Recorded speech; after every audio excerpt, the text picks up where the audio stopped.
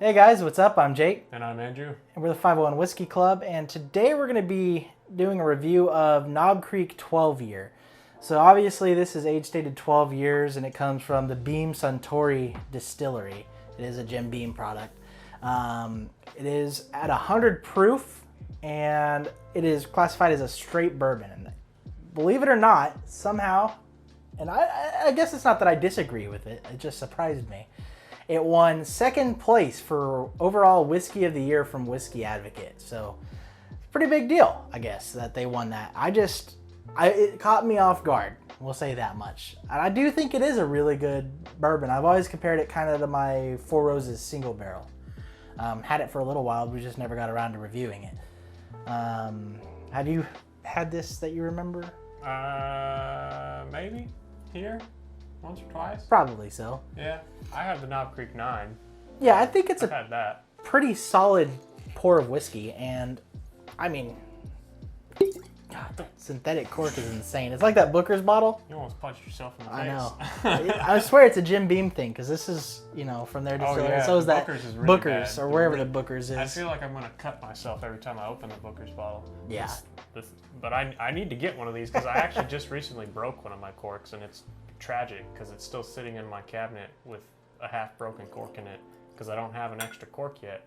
So it's just sitting there, and it's a what was it? A Balcones, for Christ's sake. Oh, so what your cork broke on? Yeah, my Balcones rye. That sucks. Give us some heftier pours today. Yeah. Oh, wow. Man, yeah, I love this thing already. What do you think?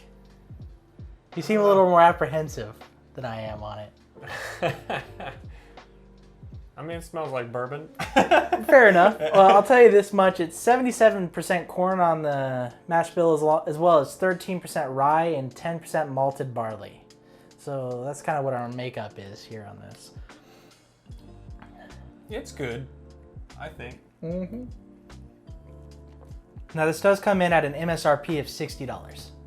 I think it is a pretty solid bourbon though. I'd peg it at like 50, okay? Because I'd pay about that for I'd pay this. 40 or I'd 50, say yeah. it's on par with what I'd pay for like the Four Roses single barrel.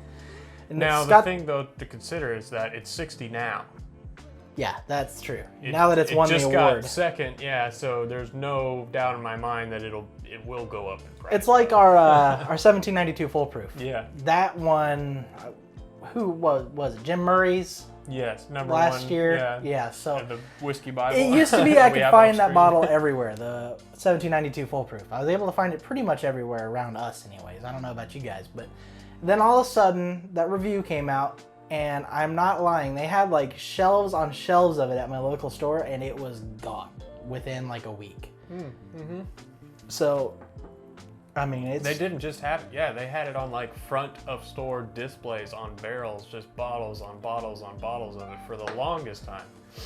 Yeah. And I mean, I think probably the more classic like one that just about everyone can relate to probably who's into the bourbon world is your McKenna. Like think about what happened to McKenna, Henry McKenna. The 10-year bottle to bond. Yeah. Disappeared. Still can't find it. These awards have a crazy effect. Like what won first place this year is one that we've already reviewed. It's a Larceny Barrel Proof. I don't remember which batch won it, but it was Larceny Barrel Proof that won overall. And I called the liquor store because I already had a bottle on the shelf, but I wanted a backup. And as soon as I saw it, I knew it was going to be gone. So I called the liquor store. I said, "Hey, you guys have it?" I said, "Yeah, we got like 4 bottles." I said, "Cool, I'm on my way." I'm on my way up to the liquor store. By the time I get there, I think this was the last bottle they had left. Like somebody had already come in and bought the other 3 bottles before I got there. And it only took me 15 minutes to get there. Jeez. So I don't know. It's crazy. It's really crazy out here. I don't know if it's like that everywhere else, but it definitely. Yeah, it sucks Definitely not being able to insane. find a bottle. Being a Scotch drinker, I have no idea how that is. It's almost like a vanilla cake, man.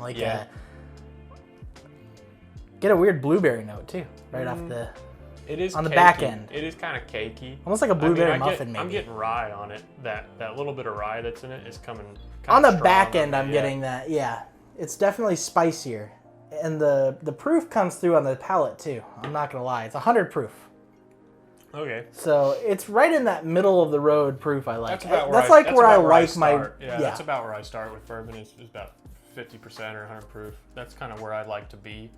I find the bourbon, when you get into the, the Stag, the Booker's area of things, it starts to get real abrasive real fast. Yeah. But it's good. I like that. I'm an Isla guy, and so I'm all about, getting kicked in the teeth and kind of a whiskey fighting back a little bit. So I get leathery notes in here too.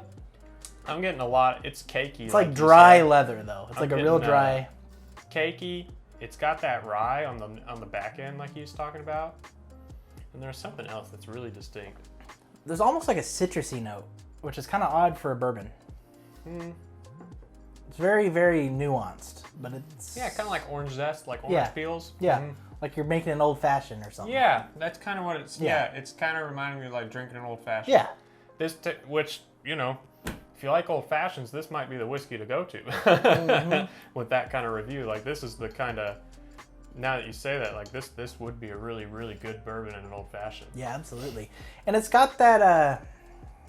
It's got a little bit of ethanol still coming, kind of peeking out on the palate.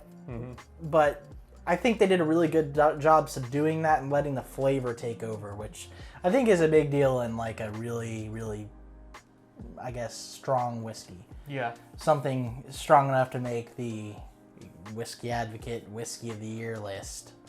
I think there was, 10 or 15, I think, that were on the list. Something like that. Somewhere in the neighborhood. And this came in at a close second place. I was just lucky enough to have a bottle already on the shelf. You know what came in like top 3? So you said it was Larceny Barrel Proof, this, and then what was third? I'm not sure. Not sure. I'll put it in the description, or you'll see a pop up on the video. I'll put it in there because honestly, I'm lazy and I don't have that list. Because that's the thing, is that this is the Whiskey Advocate list for whiskey, not just bourbon. Exactly. Right? Yeah, there's scotches on there. So we got 2 bourbons in first and second place, which is kind of wild. I already know the comments are gonna shit on me for saying this, but especially Knob Creek. Yeah. That caught me. Like I said, it surprised me. I'm not saying it's wrong. It just really caught me off guard. I wasn't prepared to see that at the top of the list. But it is a really good pour. I've had this for a while now, and I have been talking it up for probably a good 6 months. Well, not always. There was a time. What was it?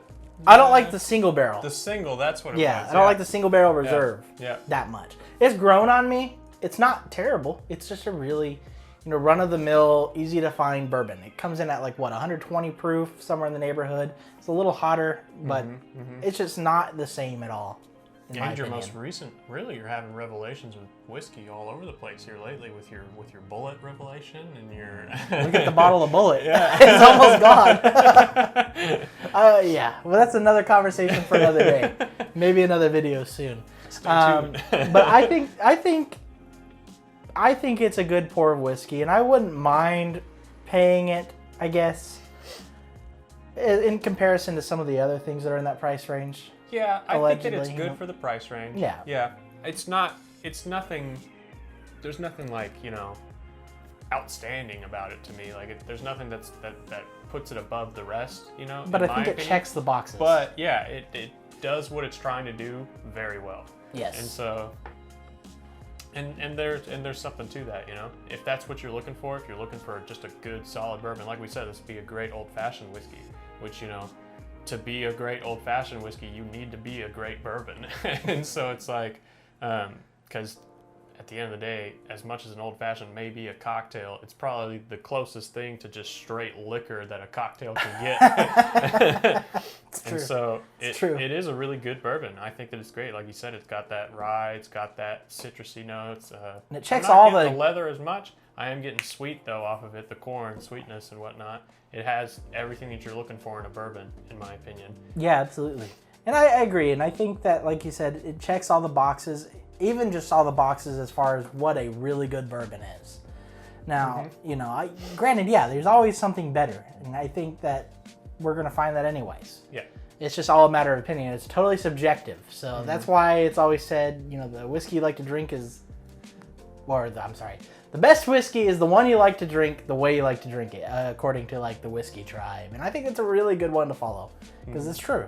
It's really true. My tastes are, I mean, I'm sure you've seen it by now, differ from his taste. So we still meet down the road somewhere, but we definitely have different taste profiles and things that we like. And it doesn't mean one of us is wrong. Yeah. Same thing with whoever picked this as the whiskey of the, or second place for the whiskey of the year. That's always the weird thing too with me with bourbon is like I don't want to seem like, you know, I'm downselling it. It's just, you know, for me bourbon, it's like this is great bourbon, and that's great for people who like bourbon. For me, I want a bourbon that's just fucking weird, like just strange, and like those are the bourbons that I really like because, you know, then it's more akin to the other things that I like. Whereas he's going to be looking for, you know, things that are more like, this is the best bourbon. This is bourbon. This is what I like it both ways. Yeah, I like it. Yeah, but definitely whenever I find one that's really checks all the boxes well, because a lot of the time you have bourbons that'll check some boxes and really miss others. Yeah. Or way overdo one, you know. Which is how I feel like with Jack, like, or like really a lot like you. I think that you have the same thing with like charcoal filtered stuff. Yeah. It has like most charcoal filtered things. They have this weird. It's where it's like kind of bourbon, and then there's something a little off in there, but it's not a good kind of off. And so, not a huge fan of that. Me neither. But you know what? Like I said, I guess it's all subjective. So yeah. But I think that really covers everything I have to say about the Knob Creek 12 year. Unless you've got something else to say. But I think it's totally worth the price. I think that if you like bourbon and you're looking for something to try that you've never had before and you haven't had this, I think that you should go for it, especially at that price range. Oh yeah, definitely. But yeah, without further ado, like I said, we're with the 501 Whiskey Club. We have a website, www.501whiskeyclub.com. Got a lot of cool resources over there, as well as our Patreon page. You can definitely help support us, bring you more videos, bring you more bourbons, because you know it's kind of an expensive hobby. It definitely helps us out. Also, we have the 501 Whiskey Podcast. It's pretty much available anywhere you get most of your podcasts. A lot of informative stuff. It's a little more of a deep dive into the spirits themselves rather than kind of commentary, I guess. So it's definitely a good way to learn things you didn't know if you're just jumping into the scene. But without further ado, just like, subscribe, really helps us out, and we'll catch you guys on the next video. All right.